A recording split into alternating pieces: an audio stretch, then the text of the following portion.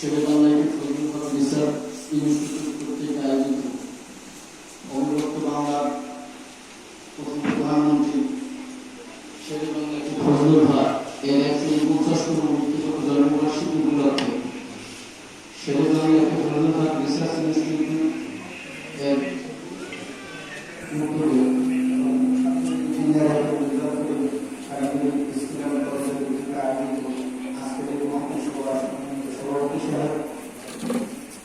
উপস্থিত আছেন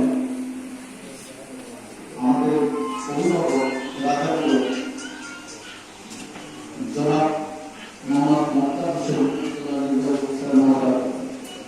উপস্থিত আছেন বিশেষ অতিথি বীর মুক্তিযোদ্ধা মোহাম্মদ মুহিবুল ইসলাম মিয়া, উপস্থিত আছেন বিশেষ অতিথি জনাব মোহাম্মদ নজরুল ইসলাম, উপস্থিত আছেন কলেজের অধ্যক্ষ মহারাজ এবং বাংলার সূর্য সন্তান মুক্তিযোদ্ধা সহ আমার নিকটে আসসালামু আলাইকুম।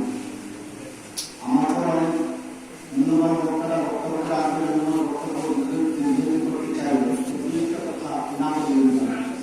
শেরেবাংলা ফজলুল হক ছিলেন আমাদের গর্ব। শেরেবাংলা ফজলুল হক ছিলেন কৃষক পরিবারের গর্ব। আপনারা জানেন সাতুরিয়ায় তার জন্মস্থান। এই জন্মস্থানে শেরেবাংলা ফজলুল হক একটি বিদ্যালয় স্থাপন করে গেছেন, আমাদের প্রাণপ্রিয় বিদ্যাপীঠ সাতুরিয়া উচ্চ বিদ্যালয়। আপনারা এই কথার কাছে আছেন, যদি এই বিদ্যাপীঠ এখানে স্থাপিত না হতো তাহলে আমরা কৃষক পরিবারের ছেলেরা আসল আদৌ কি লেখাপড়া করতে পারতাম না। আমার সংবিধান